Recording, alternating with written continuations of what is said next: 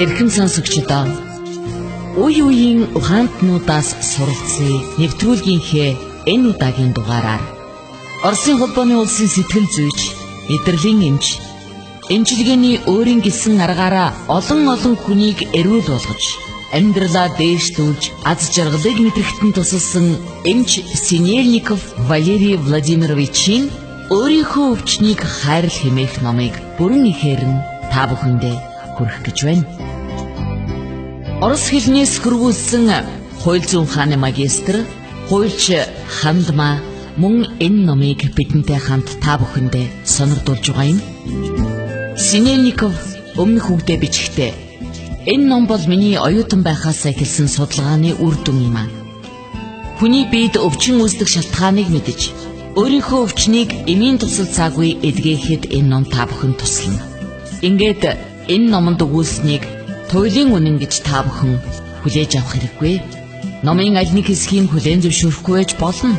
Гэхдээ энэ аргыг өөртөө туслах загвар, зэвсэг гэж хүлээн аваарай. Мэдээж танаас өөр таны зовлон бэрхшээлийг хамгийн сайн ойлгох хинч байхгүй шүү дээ гэж бичсэн байна. За ингээд өөрийнхөө өвчнийг хайрл хэмээх энэ номыг та бүхэн маань анхааралтай сонсож, Хандмагийн хэлснээр аз жаргалтай эрүүл амьдрах боломжоо нэмэгдүүлж, их дэлхийгээ энх тайван амар амгалан үрд оршин байлгахын төлөө амьдарцгаая. Та бүхэн номоо тухтай сууж анхааралтай сонсноо. 3 дугаар бүлэг. Сөнөөгч бодол. Хардах.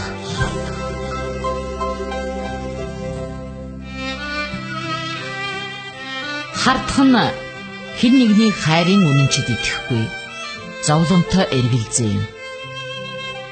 Энэ бол хортой мэдрэмжүүдийн нэг. Хардалт нь гэр бүлийг сүйтгэж, хайрыг унтрааж, хүнд өвчин авчирдаг. Энэ хүний хардалт нь толгойн өвчнөөр илэрдэг бол эцэг эхчүүд бие биенээ хардах нь хүүхдийг маш хүндээр өвчлүүлж болзошгүй юм. Саяхан нялх хүүхэдтэй эхнэр нөхөр хоёр үзүүлэхээр ирлээ. Хүүхдэд нь саяхнаас эпилепсийн уналт мэдэгдэж эхэлсэн гин. Шалтгаан нь хардалт байсан. Эцэг нь 50, эх нь 30 настай. Иймээс нөхөр нь залуу эхнэрээ өчүүхэн зүйлээс л шалтгаан гарган харддагаас гадна далд ухамсрын өөр хүчирхийлэлж харагдаж байлаа. Энэ бүхний улам өрн хүүхдэд нь илэрснээс гадна хүүхдийн далд ухамсрын хүчирхийлэл эцэг эхийнхээсээ ч хүчтэй байсан. Энэ тохиолдолд хүүхдийн өвчин эцэг эхийг харилцаагаа өөрчлөө гэсэн дохио байжээ. Хардалт нь харилцааг тогтооход саад болох төдийгүй үгүй хийж ч болно. Энэ бол хорсол, уур, үзэн ядалт, гомдол, эргэлзээ, өөрийгөө өрөвдөх, өөртөө итгэхгүй болох, шүүмжлэх зэргийг агуулсан цогц мэдрэмж бөгөөд энэ бүгд өөрийнхөө хортой үр жимсийг өгдөг юм аа. Хартай хүн сексийн хамтрагчаа өрсөлдөгчдөө мөн өөрийгөө үзэн яддаг. Хэрвээ танд тусалж гэлсэн хардалт бий бол энэхүү гурвалжин тун удахгүй заавал үүснэ. Та хардалтаараа үүнийг бий болгож байгаа бөгөөд хүмүүс аливаа зүйлийг өөрсдөө бий болгочоод дараа нь бусдыг буруутгадаг. Хардалт гэхдээ бусад мэдрэмжийн нэг адил бас эерэг хандлагатай. Энэ нь хайртай хүнтэйгээ бат бөх найдвартай харилцаа бий болгох, өөрийнхөө хайрыг харуулж хайр хүлээх гэсэн хүсэл юм. Гэвч үзэн ядалт, хайр хоёр хизээч хамт байдаггүй нь мэдээж билээ. Хардалт хэрхэн бий болдог вэ? Түүнээс яаж ангиж ярих вэ? Нэгдүгээрт, энэ нь та эгээл мөрдөгч шиг ямар нэг юмны хойноос зүгдсэн гэсэн үг бөгөөд өөртөө үнэтэй хүнээ алдахаас айж байгаагийн илрэл юм. Гэхдээ ойрын хүндээ өмч хөрөнгө мэд хандаж болохгүй шүү дээ. Энэ ертөнцийн юу ч биднийх биш. Тэр битгий хэл хувийн амьдрал маань ч биднийх биш. Дотны хүн таны амьдралын зориг байх ёсгүй. Хардалт бол зөвхөн таны мэдрэмжээ илэрхийлэх хэрэгсэл. Түүнийг эндэр дээрээс буулгаж, өөрийнхөө хажууд ирүүл. Өөрөөсөө өмчөрхөх сэтгэл, хаяад явахыг гэсэн айдсаа салга. Дотны хүмүүс хайртай хүндээ хандах хандлага өөрчил. Тэд таних биш. Хүн болгонд өөрийн ертөнцийг үзэх өөрийн гэсэн үзэл байдаг. Хүн ихэндээ ганцаараа байдаг. Түүнийхээ хэрээр энэ орчлон бүхэлдээ түүнийх байдаг. ертөнц танд бэлэг болгож энэ хүнийг өгсөн. Тиймээс энэ бэлгийг баярлан хүлээн авч хайрлан хямгадаарай. Дотны хүнийхээ ертөнцийг ч хүндэл. Хүн өөрт оногдоогүй зүйлийг алдах тухай бодож болохгүй биз дээ. Үүнийг санаж яваарай. 2 дугаарт та адил зүйл адилыгаа татдаг гэсэн хуулийг аль хэдийнээс мэднэ. Хэрвээ та хөндлөнгийн хүн лүү харц чулуудаж өөр хүнтэй бэлгийн харилцаанд орох тухай боддог бол таны дотны хүн аль хэдийн үүнийг далд ухамсартаа мэдэж байдаг. Гэхдээ өөрөө үнийгээ ойлгодоггүй. Тэгээд тун удахгүй тэр хүнд тань адилхан байдал бий болдог. Тиймээс хардхаас өмнө өөрийнхөө бодлыг цэвэрлэ. 3 дугаарт энэ нь та өөртөө эм хүнийхээ хувьд итгэдэггүй илрэл. Та өөрийгөө муухай гэж тооцдог юм байна.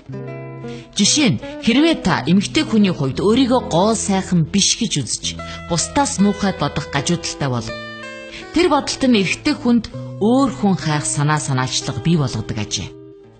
Эсвэл өөрийгөө жинхэнэ эр хүн гэдэгт эргэлздэг бол хайртай хүндтэй нь гадуур өөр харилцаа хайх бодол орж ирдэг юм. Иймээс өөртөө хандах хандлагаа өөрчил. Өөрийгөө хайрлаж, хүндэлж, үнэлж сур. Хэрвээ та өөрийгөө хайрлаж байгаа хүний хайрт эргэлзэж байгаа бол өөрийгөө хайрлаж ихэл. Тэгвэл та хайртай хүнээс адилхан зүйлийг л авна. Та хөөрхөн энэ хорвогийн сайн сайхан бүхнийг эдэлж тэр тусмаа хайртай хүнтэйгээ бат бөх холбоотой байх эрхтэй хүн. Иймээс өөрийгөө байгаагаар нь хүлээн авч хайрл. 4 дугаарт итгэж сур. Дотны хүндээ итгэх нь хайраа илэрхийлэх хамгийн дээд хэлбэр юм шүү. 5 дугаарт хайраа илэрхийлэх олон арга бий. Харин хардаж л битгий илэрхийлээрэ. Ингүүл таны хайраас юу ч үлдэхгүй. Хардалт бол хайраа илэрхийлэх хамгийн муу арга. Завхайрах, шалиглах. Завхайрах нь бэлгийн задгаарл, харин шалиглах нь ханийн журмыг эвдэх авир мөн. Шалиглах нь хүнд нүгэлд тооцогддог. Аль аль нь өөрт нь болон өр хүүхдийн хувь заяанд хүн дээр нөлөөлдөг бөгөөд эрүүл мэндэд ч муу ур дагавар авчирдаг. Шалиглж завхаар бол юуны өмнө бэлгийн замын халдварт өвчин тусдаг. Энэ нь өргүйдлийн шалтгаанч болж болно. Над үзүүлэхээр нэг залуу ирсэн л дээ. Тэр ямар ч өвчнгүй хэрнээ үргэлж өөрөөсөө бэлгийн замын халдварт өвчин хайж бүх биеийн арьс, хэл, бэлэг эрэхтэн шалгадаг. Хамгийн сонирхолтой нь хэсэг хугацааны дараа түүнд шинжилгээн зүгээр хэрнээ бэлгийн замын халдварт өвчний шинж илэрч эхэлжээ. Ингээд далд ухамсартай нь харилцаж үзэхэд би чамайг замбраагүй амьдралыг нь хариуж шийтгэж байна. Эмэгтэй хүнтэй зөв харилцаж сурахад тань тусалж байна гэжээ. Энэ нэрхтээ залуу наснда ихээхэн зугаа цэнгэл хөөсөн хүн явж илдээ. Тэр маш хартай хүн байсан бөгөөд ингэж зугаалахаараа төрч гисэн энэ зуршлаа мартдаг байж. Ингээ гэрлэж хүүхдээ усны дараа далд ухамсар нь түүнийг зөв замд оруулахар шийджээ. Бид далд ухамсарын програмыг өөрчилж өөр арга бий болгосноор айдас нь алга болсон л доо. Бэлгийн замын халдварт өвчний түүхэн зүй тогтолд их сонин дүр зураг харагддаг юм. Энэ бүхэн сексийн хувьсгал гэж нэрлсэн үзэгдлийн дараа гарч ирсэн байж.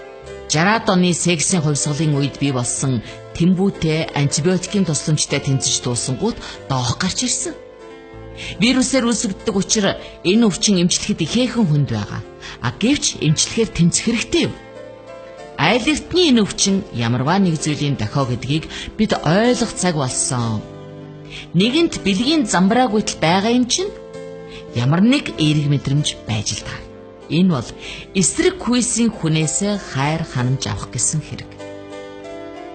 Би нэг л дүгнэлтэнд хүрсэн. Хамгийн хартай хүмүүс шалглаж завхаарах дуртай байдаг гэж. Өөрөөр хэлбэл аливаа нэг харилцаанд уягдсан хүмүүс эсрэг хүйсийнхээ хүнтэй тогтоох харилцааг амьдралдаа нэгдүгээрт тавьдаг байна. Тэд харилцаа бол амьдралын зорилго, утга учир биш. Зүгээр л бүрэн бүтэн амьдрах хэрэгсэл гэдгийг ойлгодоггүй. Хардалт ухамсарын далд ухамсарын аимшигын хүчирхийллийг бий болгодог бөгөөд замбраагүй бэлгийн харилцаа нь хэсэг зуурч гэсэн эхнэр нөхөртэйгөө тогтоосон харилцаанаас зүүгдэхийг нь мартуулж энэ хүчирхийллийг дарангуйж өгдөг юм байна. Архичин хүн арх ууж далд ухамсарынхаа өөрийгөө болон бусдыг хүчирхийлэх зангаа төр зүүр багасгадагтай мөн адил шалиг хүн завхаарлын тусламжтай хардлагаан дарах гэж оролддог бололтой. Завхаарл нь хэдийгээр хардалтаа салах амттай эм боловч аливаа эмийн тун хэтрүүлвэл юу болох вэ дээ? Зах замбраагүй бэлгийн харилцааг дассан зогсоох гол арга нь хардалтаа салах явдал. Хардалт бол хит бардамнаж Бурхан, ертөнц, эсрэг хүйсийн хүнд хандах буруу хандлагын илрэл болно. Хүн Бурханыг хайрлах хайрыг нэгдүгээр тавимагц бүх зүйл байранд орно. Бардам зан хардалтаж алга болно. ертөнцийг хайрлах хайрын нэг хэсэг гэж үзээрэй. Хайртай хүнээ өмчилж хандхаан бол түүнийг эндэр дээр тахихаа бас бол өөрийнхөө хамтрагчийг Бурхны бэлэг өөрийнхөө тусгал гэж хайрлан хандаж түүнд хандах хандлагаа өөрийгөө хөгжүүлэх, боловсруулах хэрэгсэл гэж үзэж сураарай.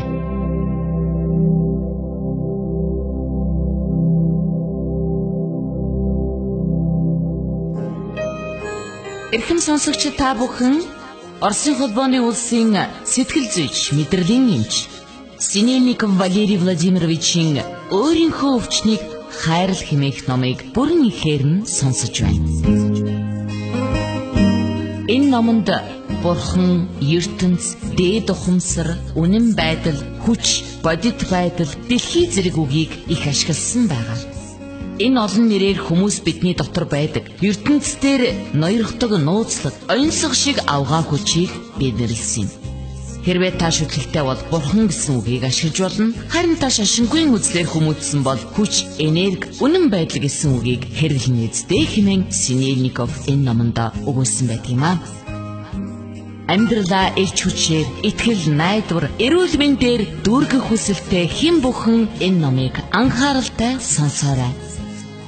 Үргэлжлэл би Радио FM 107.1